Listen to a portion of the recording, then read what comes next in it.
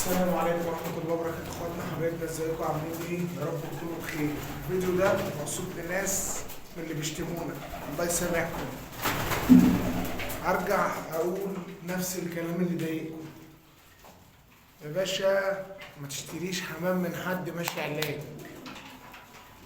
ما تشتريش من حد حمام ماشي علاج. الكلام ده يا صاحبي انا اتشتمت بسببه. الناس اللي هي الله يسامحها. وما تخشش عند اي غاوي بيمشيها بالصيد. برضو الكلام ده ضايق ناس كتير. يا باشا انت مش موجود في الوجود، انا مش شاغل دماغي بيك. انا بنصح الناس من اللي انا شفته واللي انا اتعلمته. ما انت تخش عماله تشتم اشتم يا باشا براحتك. هرجع اقول الكلام تاني، ما تشتريش يا باشا من غاوي ماشي بالعلاج مع حمامه. ما تشتريش من غاوي ماشي بالصيد. يقول لك انا بجيب دبل حلس وملس، قول له انت كذاب وملوش لازمه في حياتك. قول له يا باشا اشتري فرد الحمام لتقليبه، اشتري فرد الحمام لنفسه. لو هتربي استراليات وكريزليات وشويه لحم فرنسي اشتريهم يا باشا لنفسيهم. فرد الحمام هو اللي بيبيع نفسه. انا ما اروحش اجيب فرد حمام يسوى 100 جنيه ملوش اي لازمه، هو ب 100 جنيه تمام عشان لابس دبلة ابراهيم الابيض. اروح اجيبه ب 500 جنيه. يعني انا اشتري الدبله ب 400 جنيه ليه؟ هو ده حلال ولا حرام؟ انا الكلام ده يا باشا اتشتمت بسببه وهفضل اقوله.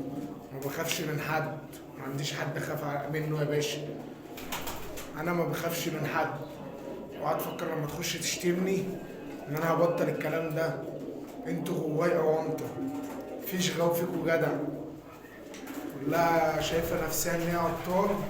والله العظيم الابطال يا باشا هم المحترمين، الناس اللي بتبيع فرد حمام على صحته وعلى فرد حمام على تقليبه. يا باشا انا مش هخش عند حد ويديني مثلا فرد حمام زاجل يقول لابوه وامه ابطال واجداده ابطال. انا ماليش دعوه، انا ليا في فرد الحمام. لو ليه شهاده والكلام ده كله ده كده بيفرق، بس ما تجيبليش فرد حمام زاجل ملوش ورق وملوش لازمه في الحياه وفي الاخر تقول لي ده ب1000 جنيه. ليه ب1000 جنيه؟ فرد حمام تمامه 100 جنيه 150 50 جنيه على حسب تقليبه. انا بشتريه هو. انا عامل زي يا باشا اللي بيروح يتقدم لوحده. انا باخدها هي. خدها ايه اللي يثبت ان اللي حواليها كويسين؟ ان انا بسأل. في حاجات تثبت ان الناس دي كويسين، مش مجرد عبط وخلاص. خلي يا باشا كلامك موزون. متخشش تشتم فيا عشان المرة الجاية هعمل عليك فيديو مخصوص باسم الاكونت بتاعك بعيلتك، وهجيبك انت منين وهقول انت منين وهسيطك في منطقتك ان انت عبيط وبتبيع على الصيت وعلى العبط. متخافش من حد يا صاحبي. وفي اخر الفيديو هرجع اعيد كلامي تاني، ما تشتريش يا صاحبي من عند غاوي يقول لك انا عندي حمام بدبلة كذا، او عشان ما نذكرش اسامي والناس تزعل ويجي يشتمونا تاني. ما تشتريش فرد حمام من حد ماشي على العلاج. هتاخده يا باشا عندك مش هينفع ب2 جنيه، مش هينفع. تفضل تاكل وتشرب على الفاضي وانت يا باشا ما استفدتش حاجه. وهتيجي ترجع له فرد الحمام يقول لك ما يخصنيش وما يلزمنيش. واشتري فرد الحمام لنفسه، هو استرالي بقى كريزلي، هو زي ما انت شايف حاجات على قدنا. برضه احنا مش جواي تقايل ولا جواي وزار ولا اي حاجه من ده كله. احنا بنربي استراليات وبنربي كريزليات على قدنا. بس اشتري فرد الحمام لنفسه وبنفسه، هو اللي يبيع نفسه.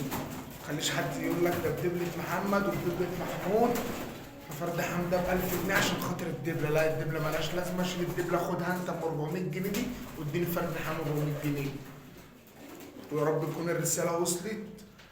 وفي فيديوهات من اللي حرقت دم الناس الكتير ديت موجوده عندي على القناه.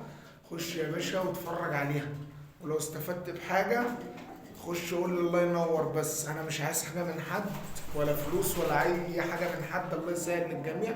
قول لي الله ينور بس، او ادعي لي دعوه في سر وربنا يرزق الجميع. السلام عليكم.